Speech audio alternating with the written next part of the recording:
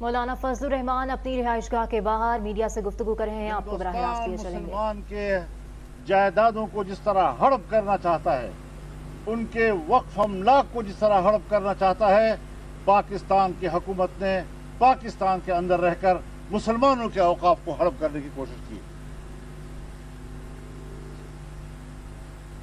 کوئی ضمیر ہے کہ اس ضمیر کو ایک دفعہ جھنجھوڑا جائے کہ ہم پاکستان، اسلامی جمہوریہ پاکستان میں اسلامی احکامات کے ساتھ کیا کھلواڑ کر رہے ہیں، اللہ کے دین کے ساتھ کیا مذاق کر رہے ہیں۔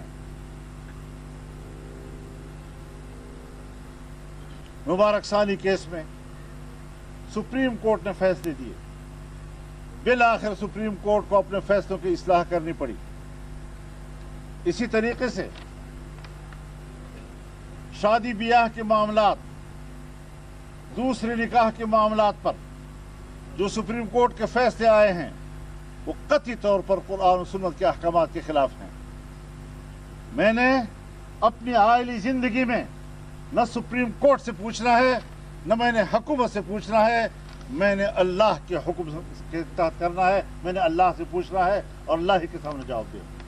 میں اعلان کرتا ہوں کہ میں کسی سپریم کورٹ کے ایسے غیر شرعی فیصلے اور حکومت کی طرف سے پاس کیے گئے غیر اسلامی قانون کا پابند نہیں ہوں گا۔ آئین کہتا ہے کہ ہر قانون قرآن و سنت کے مطابق ہوگا، کورٹ پابند ہے کہ وہ قرآن و سنت کے تابع فیصلے دے گی۔ ایسے فیصلوں کو ہم تسلیم نہیں کر سکتے، ہم اس کے خلاف جائیں گے، دوبارہ کورٹ میں اپنا مقدمہ لے کر ہم جائیں گے۔ ہم جمہوری لوگ ہیں، آئین و قانون کے دائرے میں لڑیں گے اور یہاں پر اسلامی اقدار کو سربلند کریں گے۔ اسلامی اقدار و احکامات کو انسانی حقوق کے منافی قرار دینا کسی ملحد کا کردار ہو سکتا ہے، کسی اللہ کے سچے بندے کا کردار نہیں ہو سکتا۔ ہم کبھی بھی دفاعی پوزیشن پر آ کر اسلام کی جنگ نہیں لڑیں گے۔ ہم واضح طور پر کہنا چاہتے ہیں کہ ہم اس ملک میں جارحانہ انداز کے ساتھ اللہ کے دین کی جنگ لڑیں گے۔ ہم آگے بڑھیں گے انشاءاللہ، اور اس حوالے سے ہم عوام میں بھی جائیں گے، ہم عوام میں بیداری پیدا کریں گے، ہم عوام کے اندر ایک شعور بیدار کریں گے کہ آپ کے ملک کے اندر اللہ کے دین کے ساتھ کوئی کھلواڑ نہ کر سکے، چاہے وہ ہماری اسمبلیاں ہوں، چاہے وہ ہمارے حکمران ہوں، یا چاہے وہ ہمارے عدالت ہوں۔ سکھر اور پشاور عوامی اسمبلی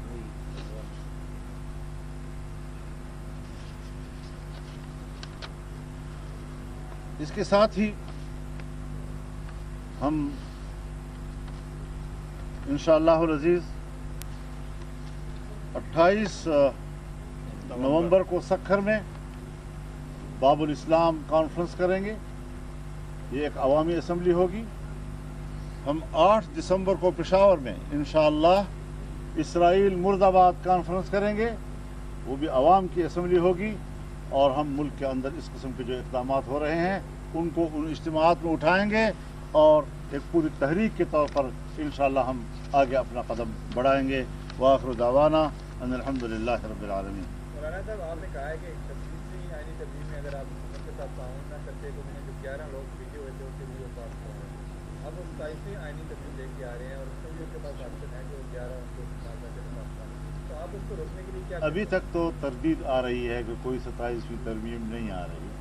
جس وقت یہ طے ہو جائے گا کہ واقعی آ رہی ہے تو پھر ہم تبصرہ کریں گے، آپ بھی ہوں گے، ہم بھی ہوں گے انشاءاللہ۔ مولانا صاحب یہ بتائیے کہ اگر آج پارلیمان سے یہ انسداد دہشت گردی ایکٹ پاس ہوتا ہے تو آپ کا اگلا عمل کیا ہوگا؟ اس کے خلاف جائیں گے، روکیں گے؟ ظاہر ہے جی کہ ہم تو اس خلاف بات کریں گے اور برملا کریں گے اور پبلک میں جائیں گے۔ اس طریقے سے تو ماشاء اللہ کو قبول نہ کیوں نہ کریں۔ چلو مولانا صاحب یہ بتائیں کہ آپ نے یقیناً مجلس شورا کو آپ کی جو جس جماعت کے ساتھ آج کل ہم آہنگی ہے، آپ سے ملاقاتیں بھی آپ کی جاری ہیں، میرا مراد پاکستان تحریک انصاف کی قیادت ہے، تو اس سے ملاقاتوں کے اور مستقبل کا جو لائحہ عمل ہے اس کے بارے میں مجلس شورا کو اعتماد مل گیا ہوگا۔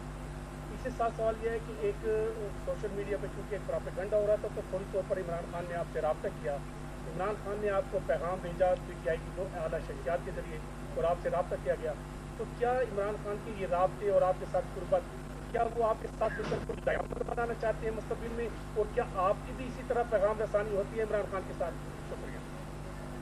आपके सवाल को ज़रा थोड़ा सा नज़रअंदाज करके माफ़ी चाहता हूँ।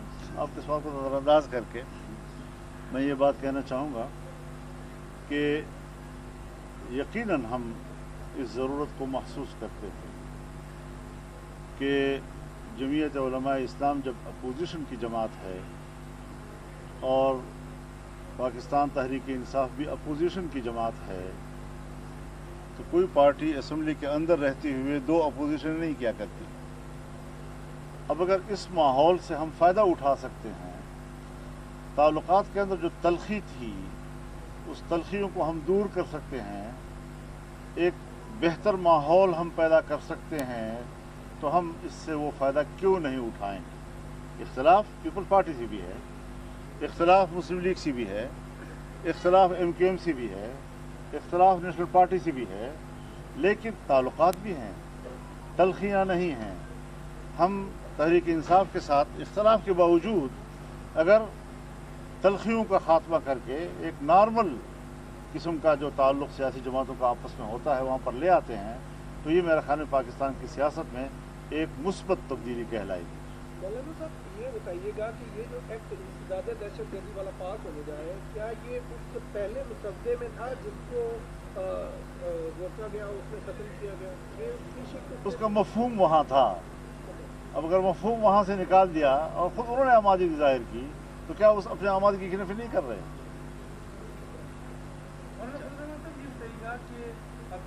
अभी तक हुकूमत की तरफ से वादे इशारा नहीं मिला, इसके एनी तकनीक का, लेकिन इस पर काम भी हो रहा है किसी लेवल पे। अगर ऐसी नौबत आई तो क्या आप फिर भी हुकूमत की मुखालफत करेंगे इस तरमीम में, या दोबारा फिर साथ दे सकते हैं? हम क्या आप किसी भी स्टेज पे इस हुकूमत के साथ जा सकते हैं? देखिए, अगर तो एक एहतमाल की बात है। जब आप अगर लगाते हैं अपने सवाल में, तो वो एक एहतमाल की बात होती है, तो एहतमाल पर तो जवाबात नहीं दिए जाते, थोड़ा सा हक़ाइक़ की तरफ आ जाएंगे। अजब ये बताएं कि जो तबलीग पहले लाई जा रही थी उसमें तो बड़ी खतरनाक किस्म की चीज़ें थी, जिस पे हम आपको अप्रिशिएट भी करते हैं कि आपने उसका रास्ता रोका है।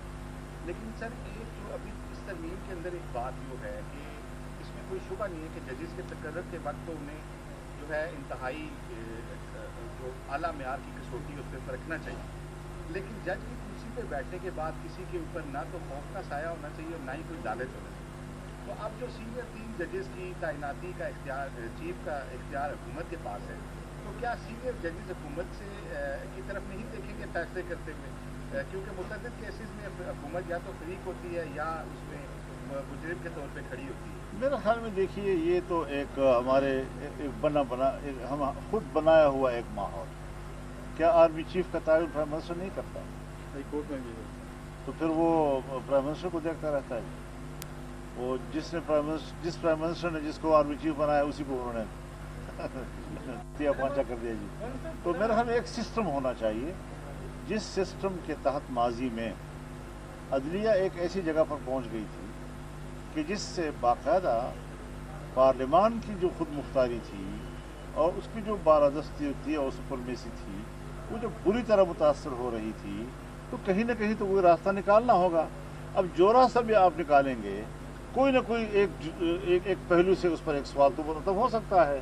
तो इसमें मजबूरी तौर पर उसूल देखना चाहिए। कोई भी हुकूमत आएगी तो हर हुकूमत को इख्तियार हासिल होगा, क्योंकि मौजूदा हुकूमत का इख्तियार तो नहीं।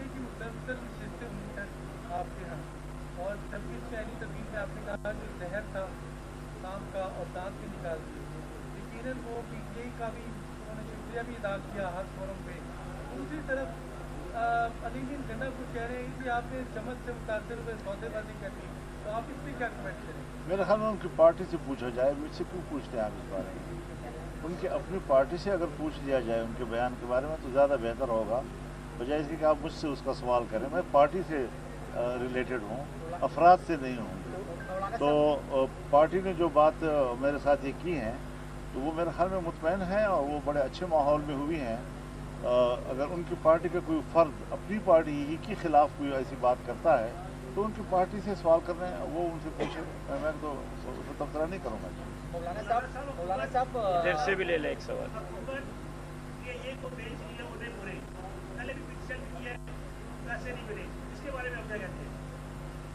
वो तो अगर बस में चले पूरा मुल्क ही बेच दें जी, क्योंकि लोगों को क्या खिलाएंगे पिलाएंगे आप जी।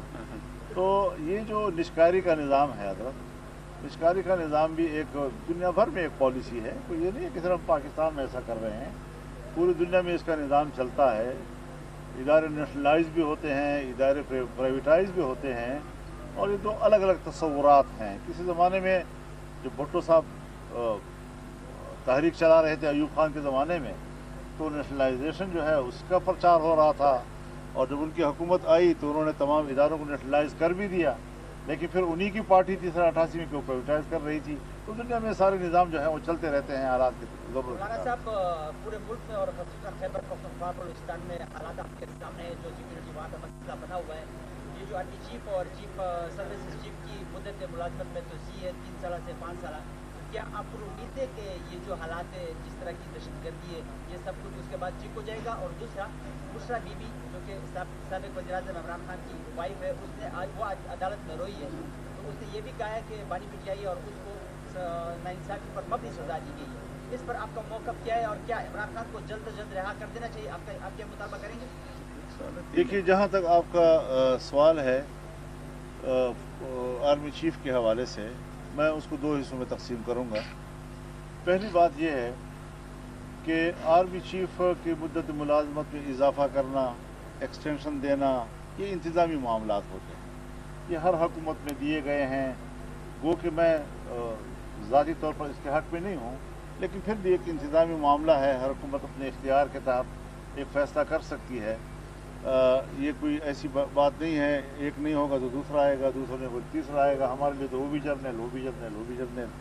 लेकिन बात बुनियादी ये है कि अपने इख्तियारात में इस कदर इजाफा करना और उसके लिए हुकूमत को प्रेशराइज करना कि आप ये कानून पास करें, यहाँ तक कि नज़र आए कि जैसे मुल्क माशाल्लाह लग रहा है, तो जिस पर शक हो जाए उसको तो आप फ़ौरन गिरफ्तार करें। वो तो घर में बैठा हुआ है, वो तो अपने बैठक में बैठा हुआ है, आपने उसको उठा लिया, 90 दिन आपकी गिरफ्त में रहेगा। जो रोडों पे दंदना रहे हैं, जहाँ सड़कें उनके कब्ज़े में हैं, जहाँ देहातें उनके कब्ज़े में हैं, जहाँ मस्जिदों में वो रह रहे हैं, जहाँ लोगों के बैठकों में वो रह रहे हैं, जहाँ गली कूचे उनके कब्ज़े में हैं। अभी सब्सक्राइब करें ताकि कोई खबर रह न जाए।